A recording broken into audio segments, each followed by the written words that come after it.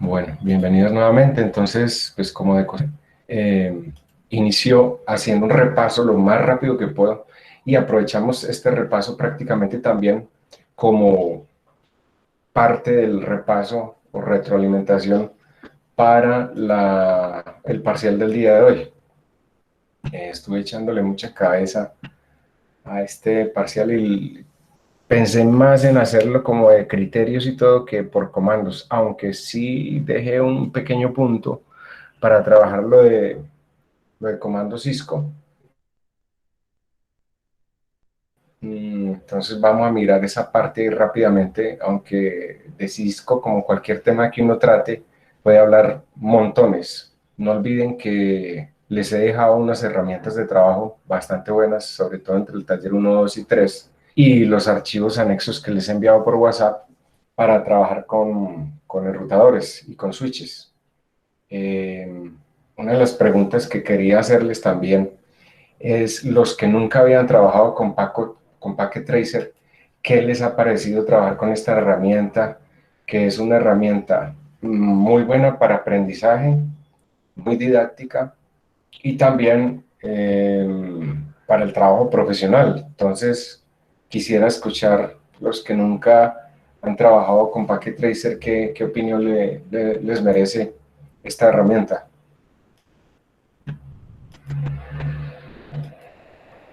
Quisiera escuchar a alguno de los que, o no sé si Franci o alguno de ustedes, o Esteban, que creo que dijo el otro día que tampoco había trabajado con eso, no recuerdo.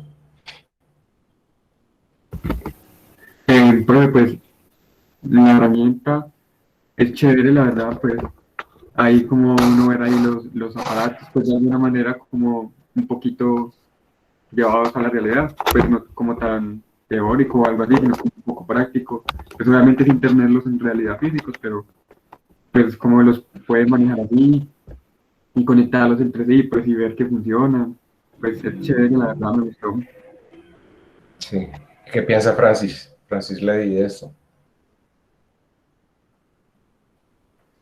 Profe, pues la verdad la vez pasada la interacción que tuvimos con la aplicación fue pues como muy básica. En esta que sí ya hemos entrado pues como a analizar un poco más, me ha parecido una herramienta muy buena. Lo único malo que tiene es que cuando llega uno a a la tercer ejercicio de haberlo hecho en la versión libre, lo bloquea a uno, entonces le toca a uno Ah, ponerse a sí. buscar por allá Sí, como a sí, sí. registrarse y todo eso. Sí, sí, Pero sí, no, sí. de resto la aplicación es muy buena, me parece Sí, muy pues yo, útil, aprende uno mucho. sí, la verdad, pues yo se los comenté desde el principio, tal vez fue muy rápido. De pronto entonces voy a hacer, a partir de ese comentario que hace, voy a ver si en la tutoría uno o la 2 cómo registrarse uno en Packet Tracer, porque es que eh, les comento que a raíz de unos problemas que tuve con un grupo que no podía y no podía leer el archivo, al final puse a trabajar a los tres, a los tres para que me ayudaran a solucionar el problema y descubrimos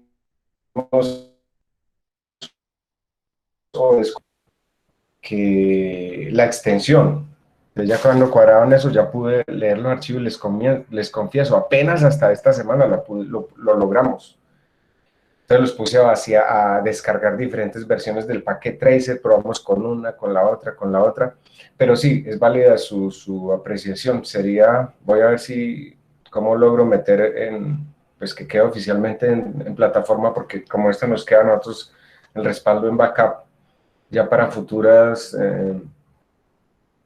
didácticas con esa herramienta, pues que sea más fácil para que ustedes puedan interactuar y registrarse. Entre otros comentarios, ya está el Packet Tracer 8, que fue el que logramos esta semana probar y funciona súper.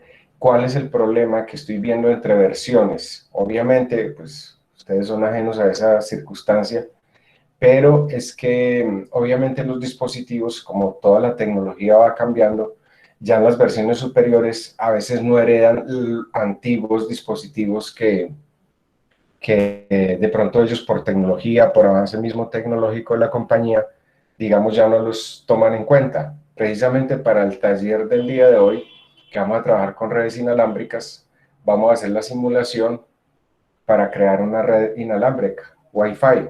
Entonces estaba mirando lo de los enrutadores y todo. Ustedes ya saben que hoy día usamos esos enrutadores Wi-Fi doble banda, como llaman también en el argot técnico, dual stack, o sea, de doble banda. Entonces, a 2.4 gigas y a 5 gigas. Y, bueno, para la práctica del día de hoy, pues vamos a tomar un enrutador heredado del Packet Tracer 721, que todavía ahí se puede ver, y los voy a inducir un poquito en esa parte. De pronto, es probable que alguno de ustedes, no estoy seguro, nunca haya hecho una configuración completa de un enrutador inalámbrico. Entonces los voy a inducir un poco a eso porque es que es interesante aprender a ver todos los, por lo menos la parametrización de un enrutador inalámbrico.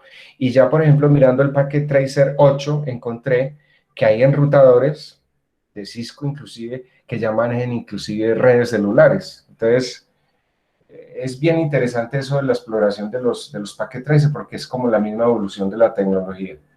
Entonces, sí, voy a tener en cuenta esa consideración, Francis, y voy a ver cómo lo meto, si en la tutoría 1 o 2, porque igual desde el principio tocaba estar hablando del tema. Y finalmente, como para no comentar más sobre la herramienta de por sí, los beneficios o características, es comentarle que efectivamente por ser un entrenador de Cisco, los archivos de configuración que uno guarda en Packet Tracer son reales y ustedes lo pueden cargar en un equipo de esos, real. O sea, lo que pasa es que esas prácticas, pues hasta no llegamos, pero todos los que hemos logrado certificarnos en Cisco sabemos cómo se puede manejar eso a través de los servidores, sea con el protocolo TFTP o inclusive con el FTP, pero igual uno puede coger esos archivos de configuración que hacen las prácticas y montarlos en real en un enrutador de la referencia que hayas escogido para físicamente cargar esa configuración en un enrutador en físico. Entonces, no lo miremos tanto que siga siendo como un simulador, es que es un entrenador, un capacitador y a la vez sirve como herramienta de trabajo real. Entonces, quería hacer esos comentarios para pues, que ustedes lo tuvieran en cuenta y bueno, entonces yo les tengo compartidos ahí por plataforma la tutoría anterior, que no podíamos quedar ajenos a hablar sobre todas las tecnologías de acceso, y yo he reeditado ese archivo, obviamente por cuestiones del Creative Commons. Siempre me toca estar haciendo modificaciones, recortes, cambiando textos, un poco de cosas, pues obviamente uno se basa también en colegas, tanto a nivel docente como a nivel profesional que aportan, y en este caso también como la tecnología. Y pues, como repaso general, les podría recordar lo siguiente, antes de retomar el taller de la sesión pasada. Hay unas tecnologías de acceso heredadas, otras que llama uno emplazadas, coemplazadas o desplegadas, digámoslo así, sería el término como más atinado para decirles, desplegadas en la actualidad. Entonces, en las preguntas que yo les hice es tecnologías que hoy día se están aplicando más, hoy, al día de hoy. Una cosa es lo que se está aplicando más al día de hoy y otra cosa es las tecnologías heredadas o que existen hace mucho tiempo. Y entonces, en parte, digamos que el parcial del día de hoy tiene que ver con eso. Entonces, les voy a hacer aquí un repaso de una vez, hablando del tema, y luego nos vamos a la parte del taller, pero quería como enfatizar un poco en eso. En realidad, como la más antigua de las teorías es la PDH, que es para sistemas de transmisión. Luego apareció el SDH, que es la jerarquía digital sincrónica, que se usa mucho también para redes de fibra óptica y para redes de radio. Lo que pasa es que hoy día, si hablamos al día de hoy, las empresas operadoras, como tal vez les comenté la semana pasada, se han desplegado muchísimas redes a nivel de fibra óptica. Inclusive, ya muchos operadores o varios operadores que trabajan con redes móviles celulares, las estaciones repetidoras, sobre todo en las ciudades, las están enlazando a través de fibra óptica. Entonces, si hablamos de tecnologías desplegadas y muy utilizadas al día de hoy, está la fibra óptica. Y para eso está la tecnología WDM, que por definición, traducción específica sería Wavelength Division Multiplexing, o sea, multiplexación por división del ancho o de la longitud de onda, que se usa obviamente por un par de hilos de cristal a través de un encapsulamiento encauchetado. Eso viene en doble o triple chaqueta para poder manejar distancias muy largas, y que recordemos en la fibra óptica para grandes longitudes, que son la monomodo y multimodo, no vamos a entrar en detalle aquí ahora sobre eso, monomodo y multimodo, se usan en una chaqueta exterior de color amarillo, como aparecen y como ustedes pueden ver aquí en la plataforma, que yo dejé esa foto de la chaqueta precisamente de la fibra óptica que se usa para exteriores, ¿sí? Hay otra tecnología. Por favor, cierre el micrófono que lo estamos escuchando. Hay otra tecnología que es entonces, si hablamos de tecnologías altamente utilizadas hoy, o sea, muy utilizadas y muy empleadas al día de hoy, a la fecha, es esa tecnología WDM para fibra óptica. No quiere decir que la SDH no se use, y tampoco quiere decir que la ATM no se use. De hecho, la ATM está inmersa dentro de la tecnología ADSL. Recuerde que la tecnología ADSL es, por definición, es Asynchronous Digital Subscriber Line, o sea, línea de suscriptor digital de transmisión asincrónica. ¿Qué quiere decir transmisión asincrónica? Recordemos que la semana pasada se los comenté. Una cosa es que la velocidad de descarga hacia el usuario, que normalmente es de 5 a 8 veces la velocidad de subida, y la velocidad de uplink o de subida, la de bajada es la que llama uno downlink, y la de subida uplink, que es, como les decía, normalmente entre 4 y 8 veces menor que la de bajada. Pero recordemos que en esta tecnología ADSL, que es todavía bastante usada el día de hoy, pero ya hay otras tecnologías también que se llaman VDSL. Recordemos que la semana pasada les hablaba de la Very High Speed Digital Subscriber Line, o sea, la línea de suscriptor digital de muy alta velocidad. ¿Cuál es la diferencia entre ADSL y VDSL? Pues que la VDSL es de muy alta velocidad, hasta de 50 megabits por segundo, y la ADSL es de menor capacidad de transmisión, de ancho de banda, pero la ADSL permite longitudes desde el nodo principal, donde están emplazados o colocados, instalados esos equipos, hasta entre 5 y 6 kilómetros. En cambio, la VDSL va desde 100 metros hasta 1000, máximo 1200 metros, o sea, no es mucha la distancia. ¿Y eso por qué? Precisamente porque a mayor velocidad, menor distancia en longitud de cable, pues para transmisión. Y por eso vuelvo y les digo, si hablamos de tecnologías, y eso que me falta comentarles esta, la FTTX. Recordemos que FTTX, la traducción sería Fiber to the, fibra al X. Recordemos que les había dicho B hacia el edificio, building, C hacia el core, hacia el nodo de distribución, digámoslo así, como serían como los armarios de distribución en un barrio o en una zona residencial o en una zona comercial y demás. O el FTTH sería algo así como Fiber to the Home, o sea, fibra hasta la casa, hasta el cliente propiamente dicho. Entonces, que de todas estas tecnologías, y me preguntan cuáles son las más usadas al día de hoy, son esta, la de WDM, porque se están haciendo muchísimas aplicaciones ya por fibra óptica, y FTTX, ¿sí? Que es unas plataformas o unos equipos de comunicaciones, de telecomunicaciones. El FTTX es como los nuevos equipos de convergencia. Pero recordemos también que había otros equipos de convergencia intermedios que era el NGN, que los comentamos la semana pasada. Y hay otros, el ISDN, bueno, pero esos ya están prácticamente mandados a recoger. Pero hoy día, todavía entonces, dentro de estas dos tecnologías nuevas, SDH es también para radio y para fibra, y hay muchas instalaciones todavía con SDH. El ADSL, el ATM está embebido, está empotrado en el ADSL. Y todavía se usa bastante el ADSL. Pero si hablamos de tecnologías desarrollándose plenamente al día de hoy, están el WDM y el FTTX. ¿Por qué? Porque son equipos compactos, muy integrados, y por ejemplo en el caso de el FTTX, muy convergente porque maneja tanto voz como datos. Entonces, por eso es que se usan. Y además que son muy integrados, son bastante pequeños.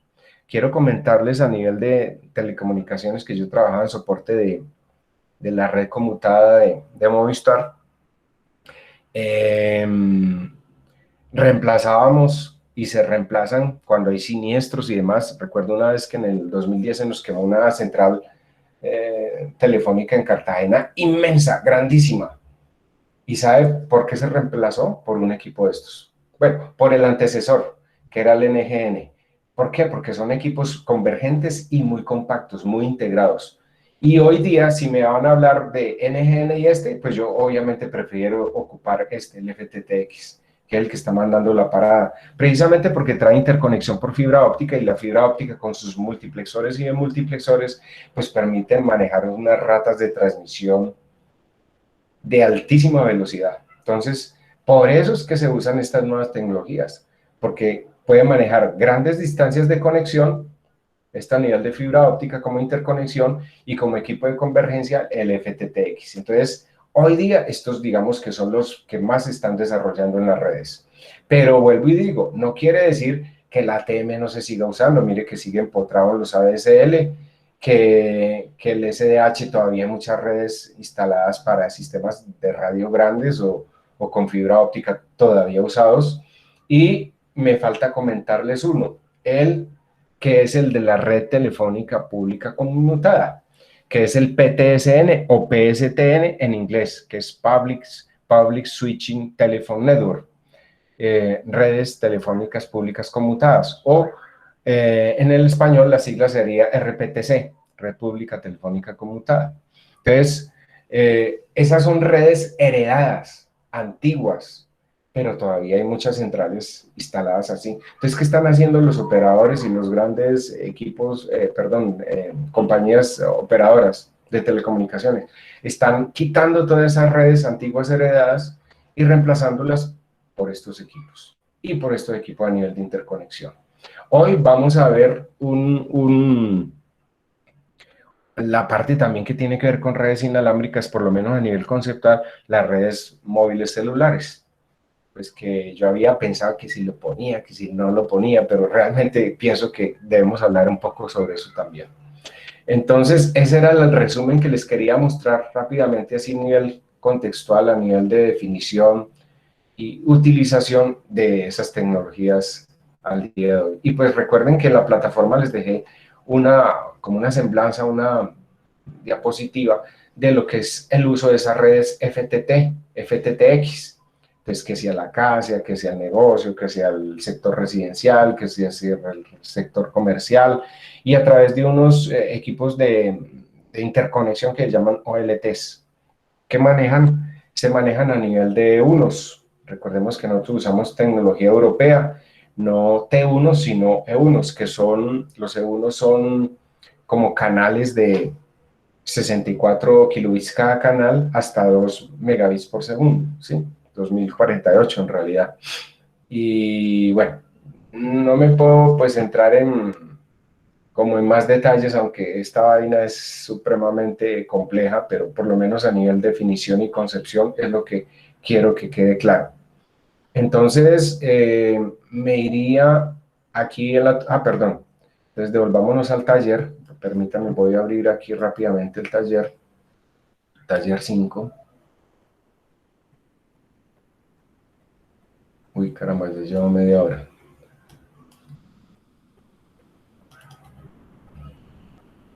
Permítame un momentico. Es que ayer me tocó cambiar una fuente y me quedaron muy grandes los textos. Ok, entonces les voy a compartir el archivo. Dejo de compartir acá y les comparto.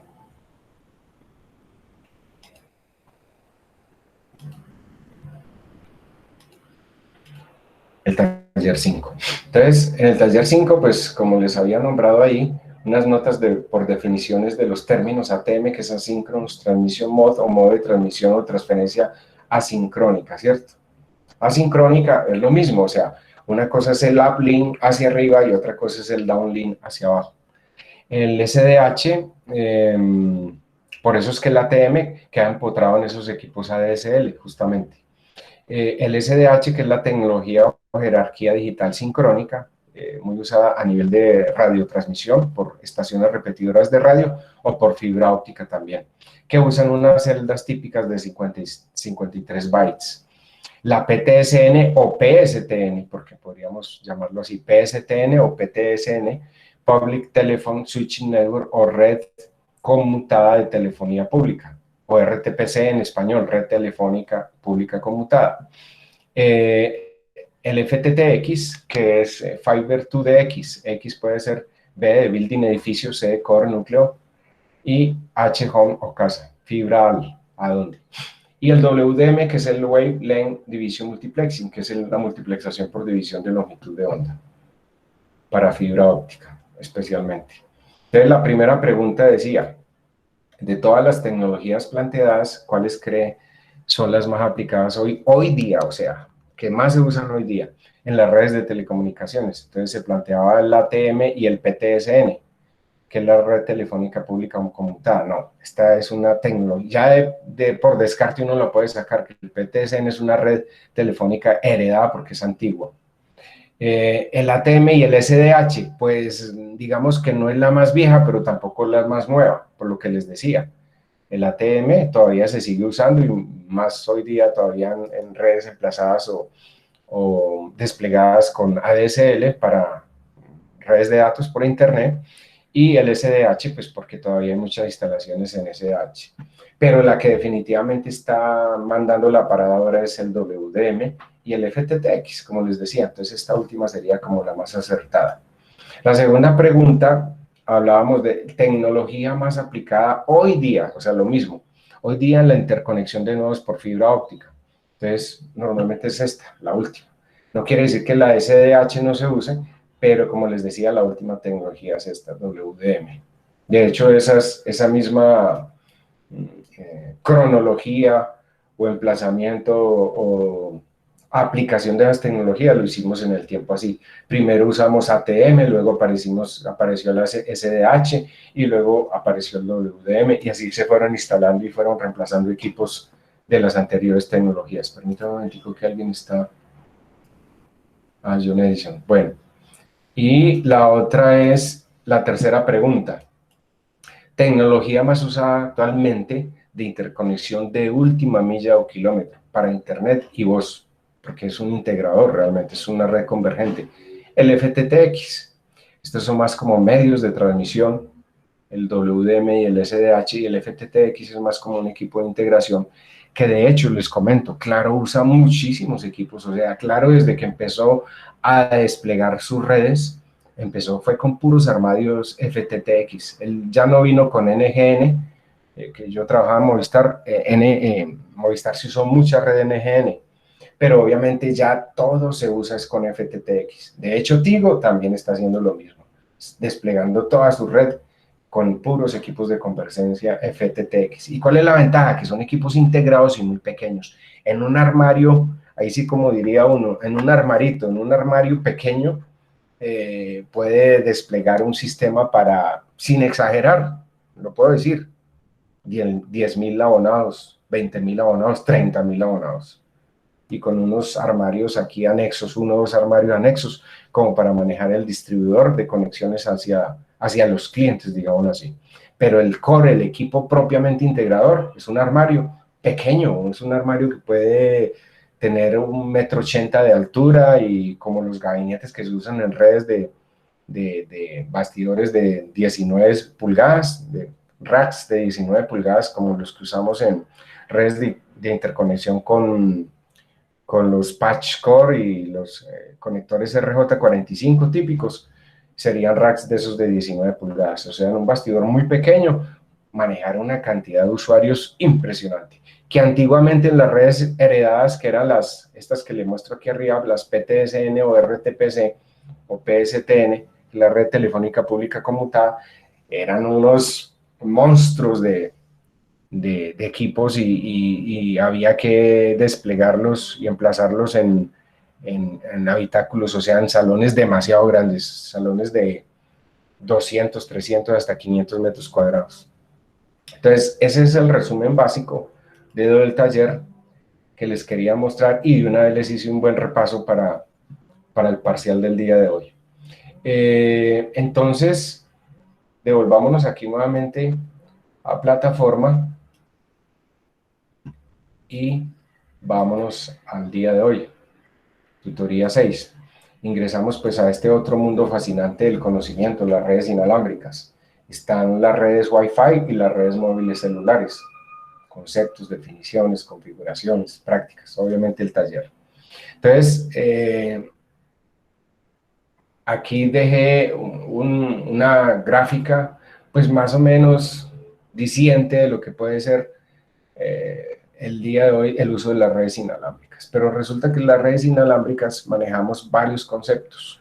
A los que hayan trabajado con Arduino, con Raspberry y todo, sabemos que podemos usar varias tecnologías también en redes Wi-Fi, y como les decía hace un rato, no es solamente hablar de la típica red inalámbrica Wi-Fi a alta frecuencia de 2.4 gigas, o sea, 2.4 gigahertz por segundo, que entre otras cosas, recordarles lo siguiente: si trabajamos que ya están muy saturadas también las bandas por cobertura a nivel mundial en esta tecnología. Entonces, ¿qué hicieron? Ustedes saben que comercialmente las empresas no dan, como dice uno, puntadas sin dedal.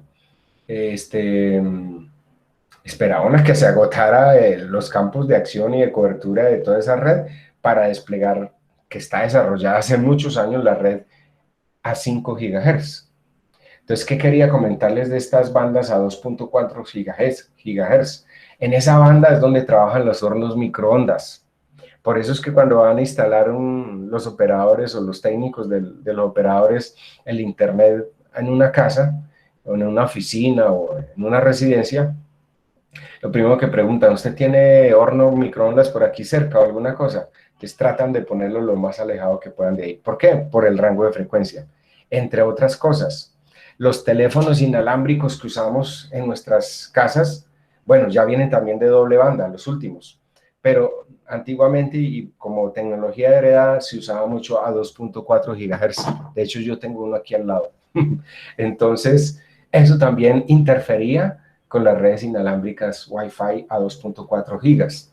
Entonces, por eso es que ahora, hoy día, ya desde hace más o menos año y medio, tal vez, las empresas operadoras, por lo menos en nuestro país, están desplegando los routers inalámbricos de doble banda, que dan una seguridad mayor, menor interferencia, mayor confiabilidad, y ya muchas redes se están emplazando, se están desplegando justamente en esa banda para ir desplazando la antigua tecnología y demás. Por ejemplo, en mi casa, yo tengo una casa donde se instaló ese router inalámbrico en doble banda. Entonces da mucha confiabilidad en ese sentido también. Eso pues como comentario general. Entonces vamos a ver dos ítems, uno que se llama redes Wi-Fi y otro que se llama redes móviles. Entonces, permítame, voy a abrir ese archivo de redes Wi-Fi. Es una semblanza porque hay que hablar cantidad de cosas sobre eso, pero por lo menos algunos detalles para luego entrar a la parte de configuración y demás. Entonces entramos a redes inalámbricas Wi-Fi. De hecho, uno a medida que va avanzando la tecnología, pues va actualizando también los archivos y los va ampliando y los va modificando, como para que tenga una definición más actualizada, digámoslo así, en esta plataforma también. Entonces permítanme un momentico, dejo de compartir acá y me va directamente al archivo, que es el que está subido en plataforma. Entonces lo titulé así, redes Wi-Fi, redes inalámbricas. Entonces hay dos tipos de redes inalámbricas Wi-Fi y podríamos poner como un paralelo con el famoso Bluetooth, porque es que el Bluetooth también es una red inalámbrica. ¿Cuál es la diferencia entre el Bluetooth y el Wi-Fi? Que lo podríamos asimilar, si quiere, digámosle aquí, yo voy a poner aquí entre paréntesis en el Wi-Fi WLAN, lo que llamamos las redes WLAN. LAN, ¿por qué? Porque son las redes inalámbricas para redes de área local. Digamos, en los routadores inalámbricos que usamos en nuestras casas, en nuestras oficinas y todo, usamos eso. Redes inalámbricas WLAN, ¿sí? Y el Bluetooth se usa para redes, entre paréntesis, denominado por concepción, redes PAN. O sea, redes de área personales, PAN, digámoslo así. Entonces, la red inalámbrica, entonces están las redes Bluetooth, que son las cercanas al escritorio, digámoslo así, las redes personales. Es como tener el Bluetooth para escuchar música, para conectar algún aparato, o inclusive para el Internet de las cosas, con los gadgets o con los dispositivos inteligentes. Los que han trabajado, hemos trabajado algo en Raspberry, con Arduino y de todo, pues sabemos la potencialidad de usar esta tecnología de Bluetooth, ¿cierto? Para manejar determinados dispositivos. Y en aplicaciones, por ejemplo, como Alexa, que es de Amazon, y otras aplicaciones que similan precisamente el uso del manejo del Bluetooth. Y hay otra tecnología que se llama Zigbee, que se usa mucho también en desarrollos con Arduino, para redes digamos, en redes Wi-Fi de algún alcance, digámoslo así. Digamos que esas redes Zigbee son la radiodifusión digital de bajo consumo, basada en el estándar 802.15.4 de redes inalámbricas de área personal. O sea, que son como ese entorno exacto, de las redes WPAN o PAN, de entorno personal, para manejar esos dispositivos inteligentes, de forma inteligente. Por ejemplo, luces encendidas a través del celular y demás. Su objetivo son las aplicaciones que requieren comunicaciones seguras con baja tasa de envío de datos y maximización de la vida útil de sus baterías. O sea que duran bastante las baterías. Podemos usar, por ejemplo, en los detectores de humo, en los sensores de movimiento, en las cámaras inalámbricas, bueno, en muchísimos gadgets o dispositivos que se usan hoy día, en luces manejadas también y controladas por esa tecnología. En principio, el ámbito donde se prevé que esta tecnología cobre más fuerza o cobra ahora más fuerza es en la domótica, pues, que precisamente lo que le estaba comentando. Las bandas de frecuencias, según el módulo, están en la página 46, que en este caso serían frecuencias de 2.4 gigas y de 5 gigahertz. Más seguras estas segundas que las primeras, precisamente por cuestiones de cobertura y porque hay muchos desarrollos para, digamos, entre comillas, hackear o vulnerar estas redes, digámoslo así. Y pues que ya sabemos que los hornos microondas andan en esa frecuencia de 2.4 gigas y los teléfonos inalámbricos en esas redes heredadas. Ya la nueva tecnología es a 5 gigas, pero esta de 5 gigas está desarrollada hace muchísimos años, sino que comercialmente ustedes saben que las empresas no sueltan los productos, no cuando ya tienen súper agotado otra tecnología. Las redes Wi-Fi, típicamente como las redes WLAN, vamos a ver una gráfica de conexiones de dispositivos y routers Wi-Fi a través del Packet Tracer de Cisco en la versión 7.2.1. Yo pensé en dejar instalada, a raíz del problema que tuve con el grupo de Jaime, de dejar la 8, pero me tocó volverme a la 721 precisamente por ese enrutador para poder hacer la práctica del día de hoy. Pero no quiere decir, como les decía, que no puedo usar la última versión, sino que es que ellos también a la medida que va avanzando la tecnología van como descartando ciertos dispositivos y uno después va a buscarlo y dice, ven, no encontré tal dispositivo. Entonces por eso me tocó volverme rápidamente a la 721, pero no pasa nada, ¿sí? Hay una gráfica también de las frecuencias de canales de banda en 2.4 gigas, pero cuando nos metamos a ese enrutador como para inducirlos en la práctica del día de hoy, les mostraré las frecuencias y los canales de cada uno de ellos. Y obviamente, pues la tecnología empezó en la famosa banda A, que era 11 megabits por segundo, pasamos luego a la de 54 megabits por segundo, luego pasamos a la de 100 a 300 megabits por segundo, y la última que es la de 300, entre 300 y 600 megabits por segundo, que es la N, ¿cierto? Entonces, digamos que también uno cuando compra equipos debería fijarse en esos estándares para saber si, por ejemplo, los móviles celulares, muchos trabajan todavía en la banda ABGN, hasta 150, de pronto megabits por segundo, pero si usamos en N ya estamos hablando de rangos de frecuencia bastante altos. Entonces hay que tener en cuenta eso como los estándares también de redes inalámbricas. Desde el punto de vista Bluetooth, entonces todo viene, mejor dicho, les voy a hablar históricamente. El Wi-Fi se desarrolló originalmente por esta tecnología Bluetooth y luego se desplegó en Wi-Fi. ¿Saben cuándo? En la primera guerra del Golfo Pérsico. Por si no lo sabían, los grandes desarrollos tecnológicos son a través del armamento de equipos de guerra. Y para la primera guerra del Golfo se desarrolló esa tecnología. Y a través de un concepto, ahí les dejo el link o el enlace de referencia de lo que era el modo de hacer el despliegue de esas frecuencias a través de dos tecnologías que se llaman DSSS y FHSS. Bueno, hoy en día también se usa mucho el OFDM, ¿cierto? Pero la DSS es el Direct Sequence Spread Spectrum, que es como el espectro ensanchado por secuencia directa, digámoslo así. O el DSCDMA, el CDMA muy usado en las redes celulares también, que es el acceso múltiple por división de código de secuencia directa, previo a la modulación en el espectro ensanchado, digámoslo así. El DSS es el espectro ensanchado. Entonces, ahí se desarrolló esa tecnología. Y el FHSS, que es directamente, digámoslo así, más usado en el Wi-Fi o en el WLAN que usamos en esas redes heredadas, que es el espectro ensanchado por salto de frecuencia. O sea, las redes Wi-Fi, WLAN que usamos nosotros en nuestras casas todavía, usan mucho esta tecnología, que es espectro ensanchado. El SS es por espectro ensanchado y el FH por el frequency hopping, como la frecuencia esperada o el salto de frecuencia. Entonces, ¿qué quiere decir en las redes inalámbricas eso? ¿Cómo es el principio de funcionamiento?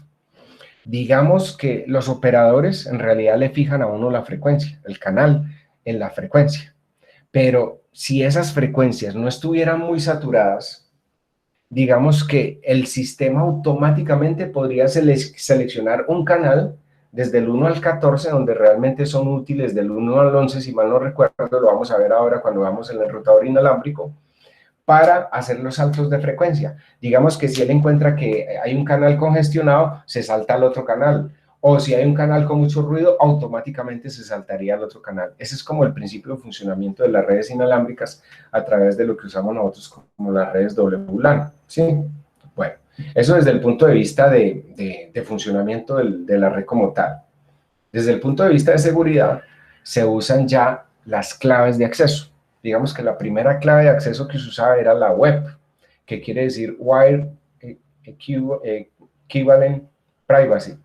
Equivalent Privacy, o sea, privacidad equivalente cableada o alambrada. Es el equivalente en privacidad, como si fuera una red cableada.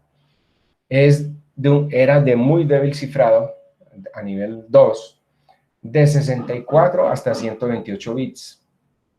y usaba mensajes de difusión.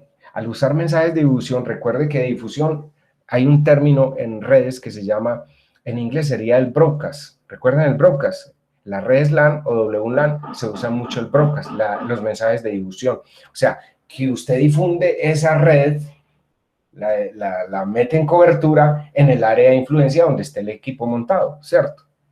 Eso es lo que llamamos difusión o radiodifusión. Entonces, ¿qué pasa? Que cualquiera podría ver esa información si no tiene escondido o como desactivado el despliegue de esa información, de que no sea visualizado, digámoslo así. Porque uno de los routadores inalámbricos podría también en la configuración poner blind ese broadcast, o sea, esconder esos mensajes de difusión. O sea, que solamente el que sabe que está ahí puede ingresar a él.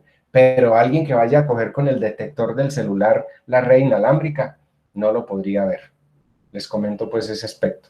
Entonces, el web fue, digamos, una de las primeras claves de seguridad que se usaron y tenía ese problema de seguridad. Se usó luego permítame que alguien está como solicitando ingresar. Ah, Brian. Bienvenido, Brian. La otra es la de el WPA. En realidad hoy día se usa más el WPA, WPA2, PSK.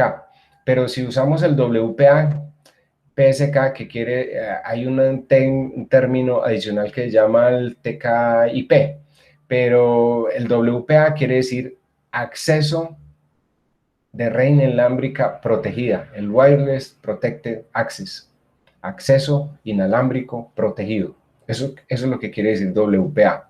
Entonces, cuando a uno le piden en el móvil, en el celular o en el computador accesar a una red inalámbrica, que ahí siempre, dependiendo de cómo esté configurado las claves y demás en el acceso por el equipo, normalmente viene por WPA o WPA2 o por TKIP o por AES, ¿cierto?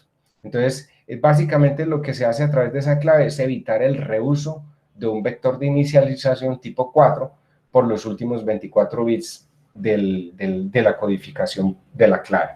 El WPA2, que es PSK, quiere decir... se me olvidó el significado del phrase share key, me parece que quiere decir phrase share key. Y a través de una metodología que se llama TKIP y AES. Entonces, el WPA2 es un sistema de clave mucho más segura, mucho más completo el estándar que el WPA sencillo, digámoslo así. Entonces, el WPA2 es un reforzamiento en la seguridad, es un estándar mucho más completo. Y el AES viene más, es como por un estándar de encriptación avanzado. Eso es lo que quiere decir AES, un estándar de encriptación avanzado. Y es un cifrado por bloques simétricos. Ahora, la variante en el WPA2 AES con el WPA TKIP, el TKIP viene por una sigla que quiere decir Temporal Key Integrity Protocol, protocolo de integridad de acceso de clave temporal, ¿sí? Y usa un concepto digámoslo así, de aseguramiento de la información que se llama el hashing, que es para codificar señales para manejar la seguridad en esa información. Usa el mismo algoritmo de la web, pero construyendo las claves de forma diferente, digámoslo así. Entonces, esto es de una forma muy general lo que tendría que ver con la seguridad para las redes inalámbricas, en este caso para nosotros las redes WLAN.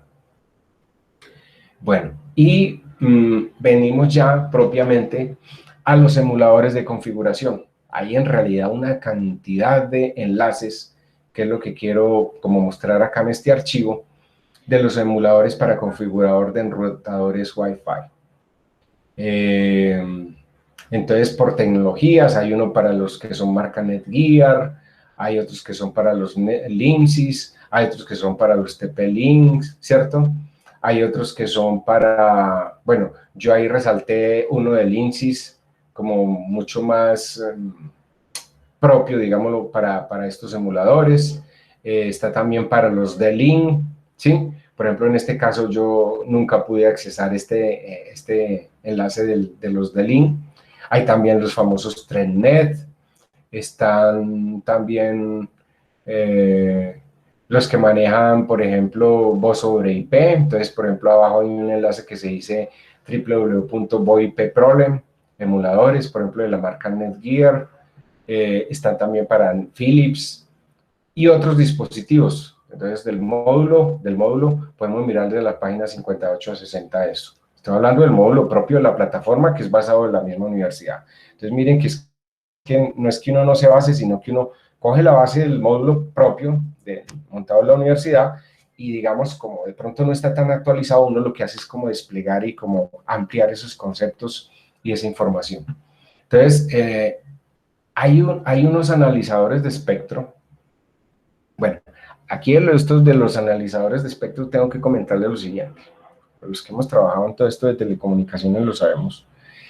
Hay varios analizadores de espectro. Están los analizadores de espectro, dependiendo del uso. Hay unos que son compactos, muy pequeñitos, tipo portátil, tipo celular, por decirlo de alguna manera, donde uno puede hacer análisis de frecuencias o de radiofrecuencias a cualquier nivel, sea para estaciones de radio, para estaciones celulares, para radiodifusoras, para estaciones fantasmas o de radioaficionado, etc. Y están los analizadores de espectro, que es prácticamente los que usamos en los móviles o en los celulares, que es los detectores de esas redes inalámbricas Wi-Fi, ¿cierto? Y hay un portal de descarga que se llama www.insider.com, insider con doble S, y descarga, ¿cierto? Por ejemplo, para Android, entonces del Play Store, podemos descargar varios, entre los que yo destaco para la práctica del día de hoy, el Wi-Fi Analyzer. Pero hay otros, por ejemplo, el Spectrum Analyzer Tool, el analizador de Wi-Fi, este funciona también muy bien, que es desarrollado por el Abdel Rahman, o el analizador Wi-Fi o analizador de redes. Para la práctica del día de hoy, yo les planteo que pudieran descargar, por decir algo, el Wi-Fi Analyzer. Voy a escribirlo aquí. Entonces, permítanme un momentico. Yo me paro acá y le digo, lo voy a resaltar en negrilla. Wi-Fi Analyzer. Ese es muy buen analizador. Si ustedes quieren, pueden usar cualquiera de los otros. Pero me gusta este porque él integra y lo que vayan necesitando, ustedes le descarga el plugin o el complemento para poder hacer el resto de cosas, digámoslo así. Entonces, me parece muy útil por eso. Aunque el complemento es un poco invasivo. Entonces, uno lo que yo hago es instalar el complemento si quiero saber todos los que están conectados a mis redes como punto de vista analizador, o también después de que lo uso lo desinstalo y dejo este básico que es el Wi-Fi Analyzer, ¿sí? Bueno, ¿qué es lo que quiero con ese analizador de redes Wi-Fi? Pues precisamente ver los canales de conexión de mi red inalámbrica, o sea, por medio de la cual yo me estoy conectando, mi dispositivo, sea mi celular, mi computador o mi dispositivo inteligente, ¿cierto? Bueno, eso por ese lado. Hay otros sistemas para redes inalámbricas como son el Wi-Fi en la nube. Hay otros sistemas de redes inalámbricas profesionales que algún alumno hace unos meses me escribió que había conseguido un nuevo puesto y no sabía absolutamente por las redes inalámbricas Ruckus. No sé si alguno de ustedes ha escuchado hablar de las redes Ruckus. Pues les cuento que esas redes se usan muchísimo a nivel profesional, más que todo a nivel empresarial. ¿Y por qué se usan esas redes y existe esta compañía Ruckus? No Roku. Roku es más como para Smart TVs y gadgets y juegos y todo, y cierto. No, es Ruckus, así como está escrito, Ruckus. Yo inicialmente pensé también que era Roku, y cuando este muchacho me puso a investigar, me di cuenta que no, que se llama Ruckus. Entonces, todo lo que vaya a buscar para esa tecnología es qué es lo que ellos enfatizan: seguridad. Seguridad. Entonces, es como manejar las redes inalámbricas de una forma más segura por esa propia tecnología, algo así como trabajar las redes inalámbricas estilo VPN, pero por esa tecnología. Es más o menos eso. Bueno, hay otras plataformas de almacenamiento en la nube y me atrevo y quise desplegar y ampliar un poquito los conceptos porque lo usamos a diario. Una de esas plataformas de almacenamiento en la nube y que implican también manejos y procesos de seguridad es el OneDrive, que es de Microsoft, que son 5 gigas gratis para poderlos usar, ¿cierto?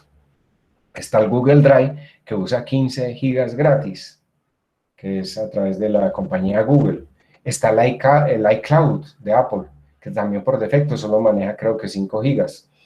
El Dropbox, bueno, y como particularidad, el iCloud normalmente es de toda la tecnología de la marca Apple, pero ya también ahí está la aplicación iCloud para poderla montar en el sistema operativo para Windows. También uno puede mirar ahí en el iCloud lo que tenga ahí de su o de sus dispositivos, dependiendo del acceso que esté haciendo en el momento.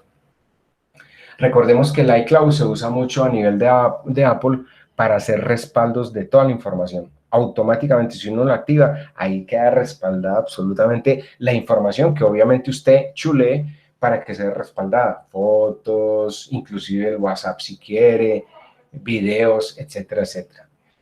Está el Dropbox. Lo resalto y me gusta muchísimo, aunque les confieso que ya últimamente no lo uso mucho. ¿Por qué me gusta el Dropbox? Muchachos y Franci, porque el Dropbox es multiplataforma. Lo puede usar usted en Windows, en Apple, en Linux, por eso se llama multiplataforma. Y originalmente él tenía una cobertura de 5 gigas, pero después la bajaron a 2. Se volvió tan popular y era tan bueno y tan poderoso que lo bajaron a 2. Y usted podía sube uno por bonos, a 5 gigas o demás, referenciándolo a amigos, conocidos en la empresa, además, y digamos, si alguien lo usa, entonces le dan a uno ese bono y va subiendo, digamos, por ratas de 500 megas hasta que vaya alcanzando el tamaño en almacenamiento que usted desee, ¿cierto? Pero hay otras, estoy investigando en estos días, hay que estarse actualizando, que hay uno que se llama DeGo, dice hasta 500 gigas gratis, para que ustedes tomen nota, hasta 500 gigas gratis, con referidos, pero de base uno pues arranca ya con 100 gigas. Inicialmente uno arranca con esta aplicación de Go hasta con 100 gigas para almacenamiento en la nube. Pero ahí no termina. Bueno, aquí puedo manejar hasta 3 dispositivos, manejan cifrado de extremo a extremo y hay acceso también por la web. Pero hay otra, la Box, que le salió como competencia en su momento a Dropbox y usa de partida 10 gigas gratis. O sea que el Box podría equiparar en parte a lo que es el Google Drive, que es muy popular hoy día también, ¿cierto? Bueno, pero hay más. Está el Nextcloud. Si se instala en un servidor VPS, servidor privado virtual remoto, tendrás la capacidad máxima de servidor VPS contratado. Lo mismo ocurre si lo instala en un servidor NAS, que es un servidor de acceso de nombres. Es decir, con un Nextcloud es una nube privada. Sería una nube privada totalmente para servicios y para acceso remoto.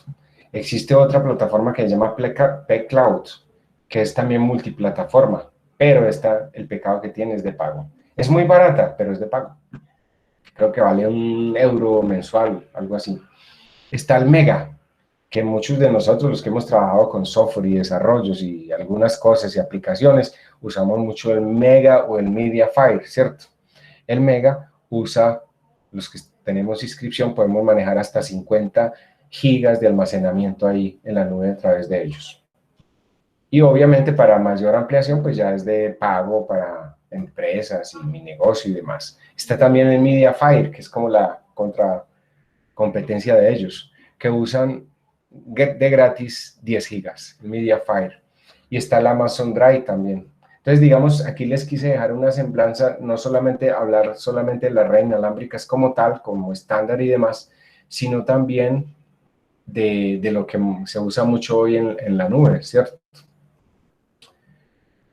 Ahorita tenemos que hablar y vamos a pasar al siguiente archivo, pero inicialmente dejé una introducción acá de lo de las redes móviles celulares. ¿Por qué? Porque hay que hablar de las frecuencias. Inclusive hay unas aplicaciones muy interesantes para usar en móviles que yo lo he usado en otras universidades y con otros participantes también, para uno saber dónde está ubicado y dónde está la próxima estación, repetidora y todo ese cuento. Es bien interesante. Pero por lo menos decirles desde ahora que a nivel nuestro existen, alguien que me recuerde cómo es que se llama la que reemplazó a UF, cómo es que se llama la que reemplazó a UF, si recuerdan, que es que me faltó aquí nombrarla, que es canadiense. Bueno, está el operador Claro, que normalmente trabaja en las frecuencias para 3G de 850 MHz y 1900 MHz. Y en las frecuencias para 4G LTE, LTE quiere decir Long Term Evolution, que es normalmente en la banda 7 para 2600 MHz.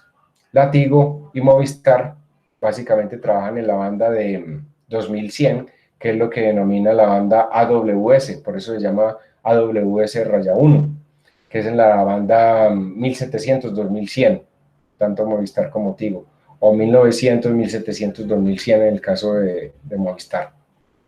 En la frecuencia de 3G, Movistar trabaja mucho en la banda de 850, Tigo en la banda de 1900.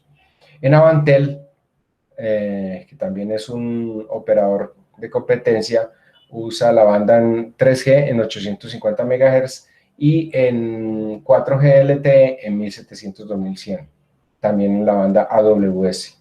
ETV también se metió a ese tren, 1700-2100, AWS-1. Y el Éxito se metió por el lado de Claro. Éxito se metió en la banda 7, 2600 MHz. Y también tiene emplazamiento en la AWS-1. Éxito logró pescar en las dos bandas prácticamente, banda 4 y banda 7. Y Virgin Mobile, que está pegado en los nodos tanto de Movistar como de Tigo, en la banda AWS. Eso entonces era lo que les quería mostrar así rápida, muy rapidísimamente todo lo de las redes inalámbricas. ¿Qué me faltaría mostrarles? Me falta mostrarles la parte de las redes móviles celulares. Entonces les voy a compartir, me voy a parar aquí en la plataforma, nuevamente, voy a compartir plataforma, me disculpan un momento, y les voy a compartir ese video que casi no lo encuentro porque lo tenía grabado físicamente, o sea, tenía el video, pero para subirlo en plataforma era muy pesado, entonces hasta que logré encontrarlo en la internet, y vamos a ver ese video de las redes móviles celulares. Es un resumen bien interesante de los colegas operadores del Ecuador. Entonces permítanme un momentico, les voy a dejar aquí el enlace, vamos a entrar en el enlace. Todo el mundo habla ahora de la tecnología 4G. Esto es lo que está de moda, podríamos decir, ¿eh? Las revistas en todo lado, en el Ecuador ya se habla de esta tecnología para los teléfonos móviles.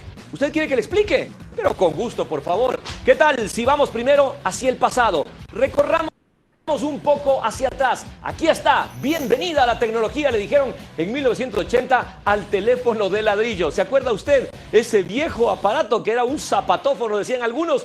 Pues ese fue la tecnología 1G.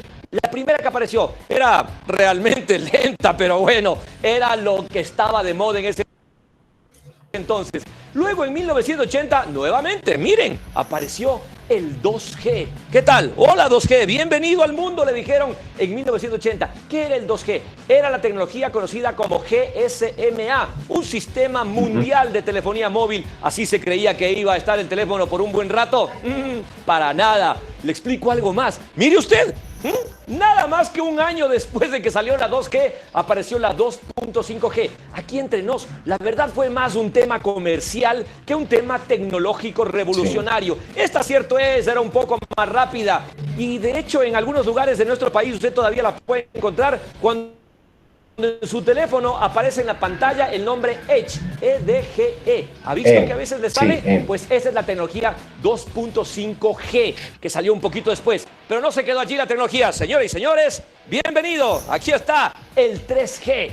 Y con esto nosotros ya creíamos que estábamos tocando casi el cielo con las manos, porque ya era una tecnología mucho más veloz. Sobre todo, el 3G permite ya la transmisión de datos. Es decir, cuando usted está utilizando su teléfono, es lo más común ahora en el Ecuador, digo, en los lugares en los que existe el 3G, obviamente, que las personas naveguen con su teléfono inteligente, que bajen datos del internet, que vean uno que otro video. Cierto, es un poquito lento a ratos, pero esta tecnología es de lo más moderno que había llegado, así creíamos, hasta que apareció. Antes de eso, espérenme, vamos a retirar esto de aquí. Ahora sí, apareció lo más novedoso en el planeta Tierra. Se llama 4G, rapidísimo. Reitero, 4G, conocida también como LTE, la tecnología más rápida y robusta del mundo. ¿Qué tal si revisamos esta nota internacional para conocerla más de cerca? LTE, en realidad tecnología 4G, es decir, el paso más avanzado en la tecnología de la industria de las telecomunicaciones. Se trata de un sistema extremadamente eficiente e inteligente que permite experiencias extremas en comunicación. Por ejemplo, ideal para la gente que desea compartir cosas porque funciona sobre un mayor ancho de banda en Internet, es decir, un carril más grande para viajar por la autopista. Además lo hace con mejor calidad. Incluso permite nuevos servicios a través de los cuales nuestros teléfonos se volverán únicos, totalmente personalizados. Sigamos con el tema de costos. Sabemos por experiencia que los usuarios de telefonía solo pueden pagar máximo hasta aquí, y que la provisión de servicios extras se complica porque dispara las cifras. LTE resuelve este problema porque funciona con costos más bajos, lo cual volverá felices a los usuarios que pagarán menos y navegarán más. Pero el tema de los costos solo es el inicio de esta historia. La comunicación se ha basado hasta ahora personas hablando con personas. El futuro de las comunicaciones trata sobre las cosas hablando entre sí. Todo a través del Internet. A este fenómeno, los expertos lo llaman el Internet de las cosas. Se imagina cada cafetera, cocina, carro, refrigerador, podrá ser equipado con un chip de LTE y podrá formar parte de una red de máquinas a bajo costo. Y no hay límites, porque pueden ser millones de aparatos en una red, algo que revolucionará todo nuestro mundo. Usted bien podría comprar, vender y controlar su entorno desde su teléfono, por lo cual LTE representa además una nueva forma de ver la vida y los negocios. Detrás y delante de LTE hay todo un mundo de actividades en el que encontramos a los proveedores de programas, fabricantes de aparatos, desarrolladores, vendedores y fabricantes de piezas y partes. Además, con el Internet de las cosas, posible gracias a la tecnología 4G, se abren nuevas oportunidades para personas que nunca antes pensaron entrar al mundo de la tecnología, incluso para hacer negocios. LTE o 4G no solo revolucionará nuestro mundo, nos llevará, según algunos, un paso más adelante en el futuro de la humanidad. Bueno, ya ven ustedes que lo que es la tecnología 4G es fascinante y en el Ecuador ya está en funcionamiento la CNT, la Corporación Nacional de Telecomunicaciones. Bueno, dejemos ahí. Yo creo que sería suficiente, por lo menos a nivel conceptual, lo que sería las redes inalámbricas. O sea, vimos ahí un panorama, un paneo rápido de lo que son todas las redes inalámbricas, visto desde el punto de vista por categoría, digámoslo así, de conexión o de proximidad. El Bluetooth, que es la red PAN o WPAN, que son las redes de área personal, o sea, cercanas al escritorio, por decirlo de una manera, aunque eso ya el escritorio quedó, son más de tipo personal, porque lo podemos usar en la casa, en la habitación, en la cocina, en el comedor, en la oficina, etc. Y que tienen cobertura normalmente, dependiendo de los dispositivos que se usen, desde 3 hasta 15, 18, hasta casi 20 metros. Está la tecnología de la red inalámbrica, la que llamamos WLAN, que es las redes de área local, inalámbricas Wi-Fi con el estándar de frecuencias 2.4 GHz o 5 GHz, que ya están dejando el legado de 2.4 GHz, que obviamente hay muchas redes, la mayoría todavía emplazadas en 2.4 gigas, pero muchos operadores ya están pasando a la banda superior, que es la de 5 gigas, mayor velocidad, mayor seguridad. Y siempre eso es lo que se busca en tecnología, mayor velocidad, mayor ancho de banda, mayor seguridad. Y están las redes móviles celulares, que pues no podía ser ajeno a hablar un poquito del tema. Entonces, ¿qué nos faltaría hacer? Voy a hacerles una inducción aquí rápida. Permítanme, voy a entrar al Packet Tracer, que como les decía inicialmente me tocó volverme el 8.0, que me pareció muy bueno, pero no encontré el dispositivo para poder hacer esta práctica y me tocó devolverme al 7.2.1. Entonces, voy a compartirles acá rápidamente, como para inducirlos en la práctica del día de hoy. Permítanme un momentico y les comparto.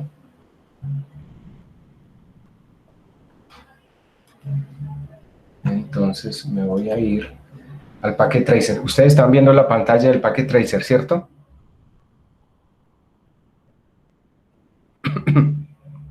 Están viendo la pantalla del Packet Tracer, ¿cierto? Sí, profe. Listo, gracias. Ok. Entonces, les voy a comentar. En el Packet Tracer 7.2.1, ya tenemos el 8, inclusive oficial. Me pareció muy bueno, pero no encontré la cantidad de dispositivos. O sea, lo que pasa es que por tecnología, como es Cisco, ellos también pues van dejando atrás unos equipos heredados, que es lo que hemos venido diciendo. La tecnología avanza y existe el paradigma de que es muy comercial, porque muchos desarrollos están hechos hace rato, sino que hasta que ellos no vean que se agota determinada tecnología por desarrollos, ya sea en hardware o en software, no la dejan de lado, porque hay muchos fabricantes y todo todavía de esas tecnologías, y hasta que no se agota eso y hacen digamos, el emplazamiento, la cobertura, lo que llaman, en redes de telecomunicación hay una cosa que se llama el commissioning, o sea, el comisionamiento o las instalaciones de los nuevos equipos, hablando de las telefonías de redes móviles celulares, ya están haciendo el emplazamiento, el comisionamiento, o sea, las instalaciones de todos los equipos, aquí en Colombia inclusive, para la red 5G. ¿Y saben en qué banda de frecuencia va a trabajar? Va a trabajar por encima de un rango de los 30 gigas. Yo les comento aquí entre nos que se habla de la nocividad de esas redes, que mata inclusive pájaros, y hay algunos estudios importantes de algunos ingenieros europeos sobre el tema. Pero bueno, eso no es tema nuestro, pero ya están haciendo la instalación de esos equipos para por encima de 30 gigas. Ustedes se imaginan a unas velocidades, a unas frecuencias casi que no le caben a uno en la cabeza. Entonces, yo me devolví a este Packet Tracer 7.2.1, ¿por qué? Les voy a mostrar por qué. Si miramos la manito acá, el cursor y la mano abajo, yo me paré donde decía enrutadores, aquí están los dispositivos finales, o sea, los que llamamos nosotros en redes los hosts o los terminales, los SBC, o sea, por ejemplo, como el Arduino o el Raspberry está dentro de las categorías de los SBC, los Single Board Chip, para las conexiones, etcétera, etcétera. Me paso a la fila inferior, donde están los enrutadores nuevamente, los switches, los bridges, los puentes, y me meto a esto que son los dispositivos inalámbricos. Cuando me meto en los dispositivos inalámbricos, entonces me da por escoger este enrutador inalámbrico, el WRT300. ¿Y por qué me gustó? Pincho aquí, lo meto allá en la plantilla, y me meto a la parte GUI, a la parte interfaz de usuario gráfica, ¿sí? ¿Y por qué me meto y me interesa esta práctica? A los que nunca lo han hecho, porque es probable que alguno de ustedes nunca lo haya hecho, no estoy seguro, pero me atrevo a vaticinar lo que es probable que nunca alguno de ustedes haya hecho una configuración detallada de un enrutador inalámbrico. Estos WLAN que usamos a nivel SOHO, Small Office, Home Office. Entonces, ¿por qué me interesa mostrarles este paneo? Porque cuando uno entra al enrutador hay varias formas de hacerlo. Una, a través del puerto RJ45 y un cable, un patch cord RJ45 que tiene las dos puntas de esos conectores y a través de mi computador portátil accesar con una dirección que por defecto el fabricante le dice cuál es, en una red clase C, 198, 160, perdón, 192, 168.01 o 192, 168, el que diga el fabricante. Entonces uno se mete ahí por el navegador, coloca esa dirección y ¡trum!, automáticamente entra a esta pantalla. La otra forma sería por lo que llaman ahora mucho en los móviles la red OTA, on the air, ¿cierto? En el aire, o sea, a través de la red inalámbrica. Entonces, también uno podría accesar el equipo y demás. Entonces uno se mete por la interfaz de usuario gráfico y ahí entramos a la configuración del enrutador. ¿Qué vamos a ver?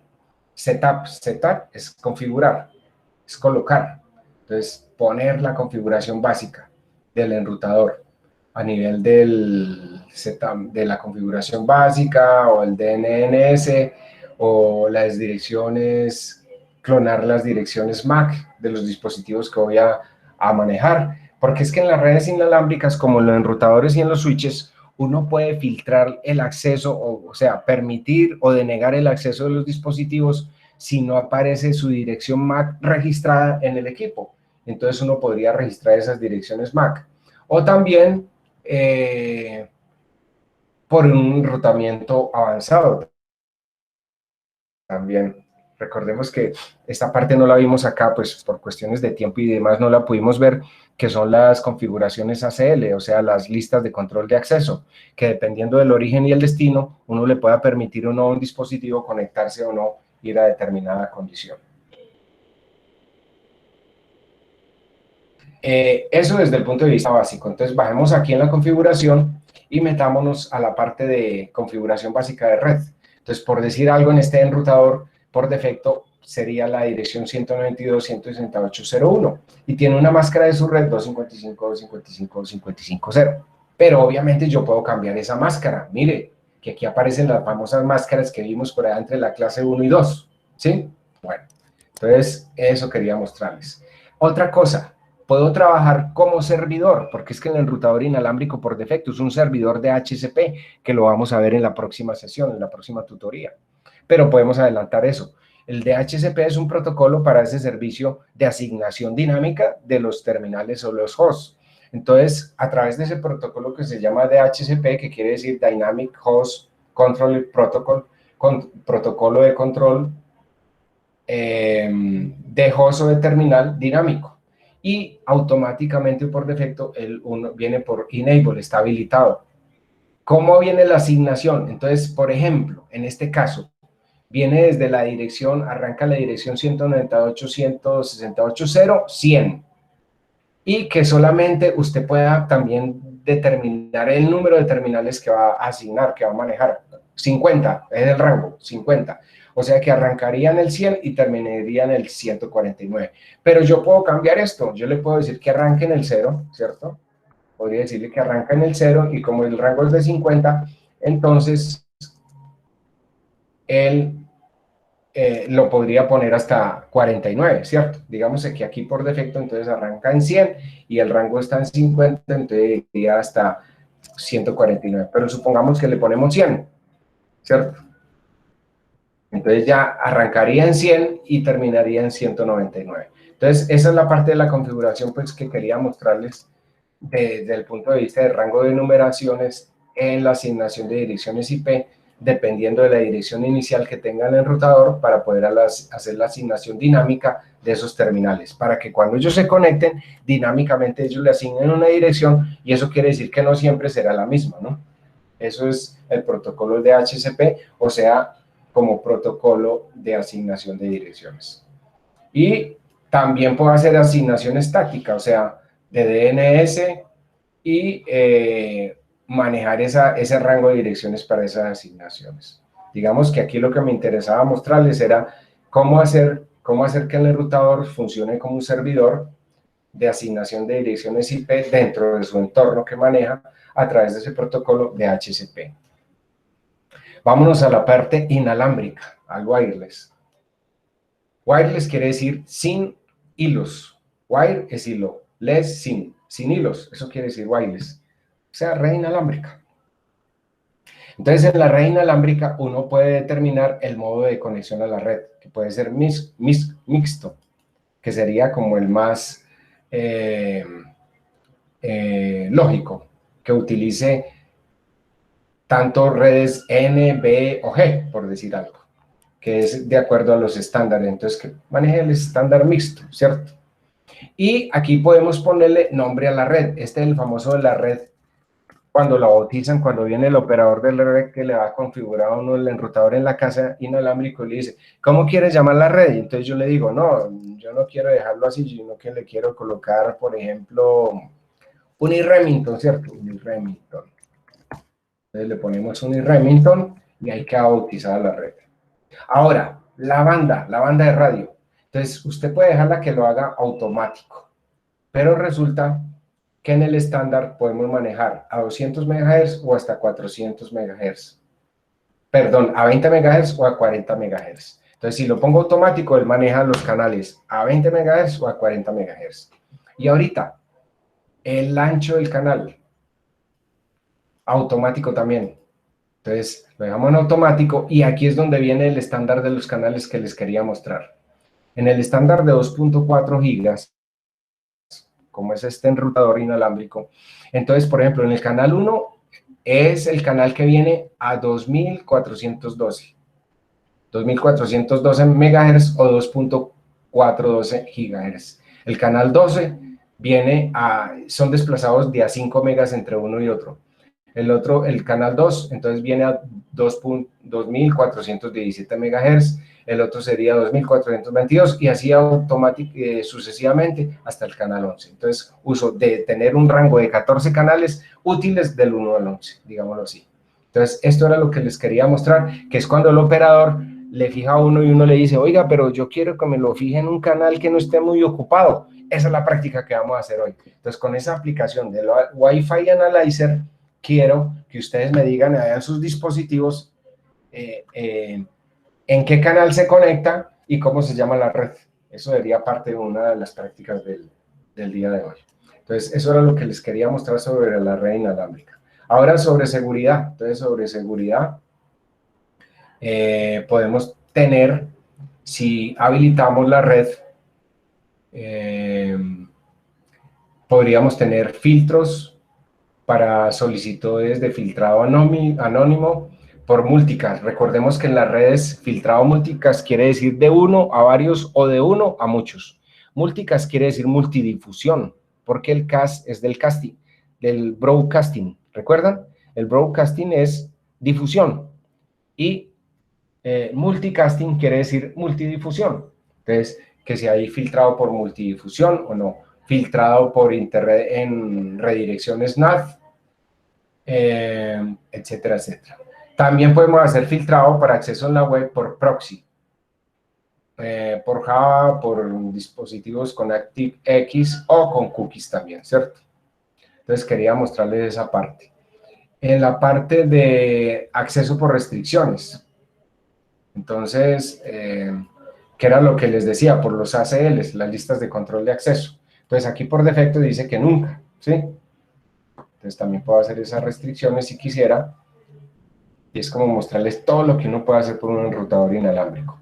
También podemos manejar aplicaciones y para manejo para acceso para juegos, si uno quisiera activar. Entonces, por decir algo, y por eso hago esta introducción, porque nos sirve como abrebocas de la próxima sesión, de la última sesión, que es el manejo de los servicios, que es basado en protocolos. Entonces, mire, yo abro aquí y está por defecto nombre de la aplicación, no, ninguna. Pero si yo quiero transferencia de archivos, entonces activo el FTP. Y que en el otro quiero el Telnet, que es el acceso remoto, Telnet, ¿cierto? Que quiero mensajería, correo electrónico, el protocolo SMTP.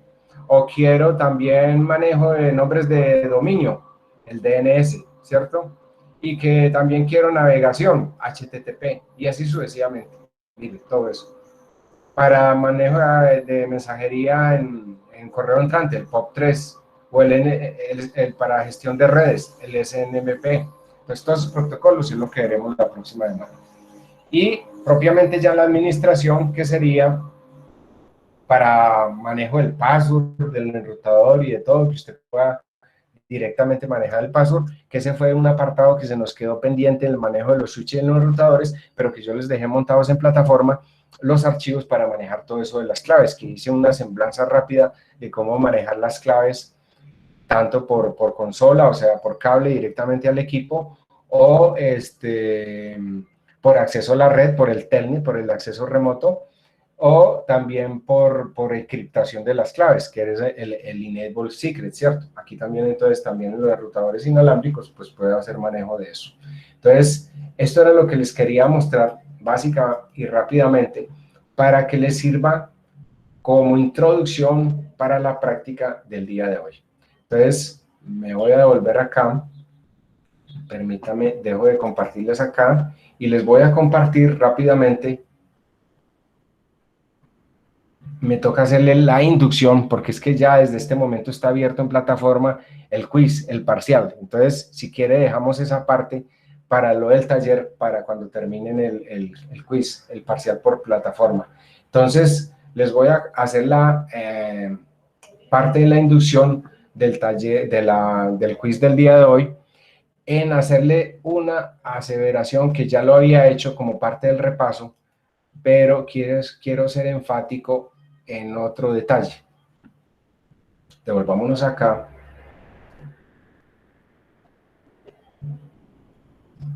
En esto de las redes, redes de interconexión. Hay un tema que yo se los mencioné ahí en el taller pasado, en el taller 5, pero quiero enfatizar para que puedan entrar rápidamente ahí por plataforma, desarrollar el quiz, el parcial por plataforma. Y alguien le dio por taladrar aquí en esta hora, bendito sea el Señor. Bueno, y es las redes heredadas de la telefonía conmutada, que recordemos por sigla en inglés es el PTSN o PSTN, Public Switching Telephone Network, las redes telefónicas públicas conmutadas, o RPTC, República Telefónica Conmutada, que a pesar del avance tecnológico todavía hay muchos operadores que no han logrado reemplazar esa tecnología por el FTTC. Entonces, quería comentarles eso para que lo tuvieran en cuenta, porque es que como redes heredadas todavía existen muchas tecnologías PSTN o RPTC o PTCN, y en las redes de transmisión o redes por fibra óptica también existe la SDH. Recordemos que las últimas son la WDM y la FTTC, pero como redes emplazadas y usando hoy día todavía existen la ADSL, la SDH, pero la más antigua de todas es la PSTN o RPTC, que es la República Telefónica Conmutada. Entonces, eso era lo que les quería mencionar. Entonces, desde ahora les puedo decir que ya pueden ingresar al parcial por plataforma de forma individual.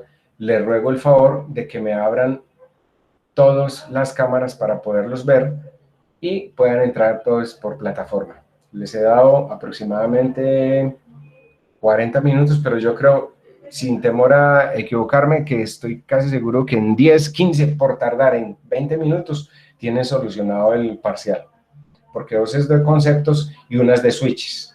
Si ustedes hicieron bien el taller de switch, pueden discernir en las opciones que aparece ahí en una de las preguntas, cuáles serían los comandos idóneos para configurar unas VLAN en un switch. Entonces, manos a la obra. Por favor, ábranme las cámaras todos, que yo los pueda apreciar.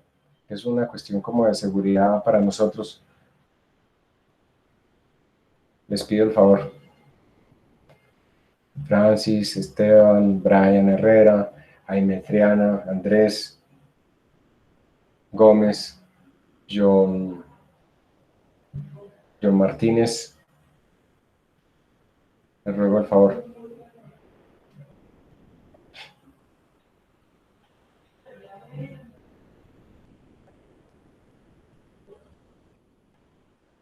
Entonces, cuando terminemos, yo les doy la inducción para solucionar el taller del día de hoy.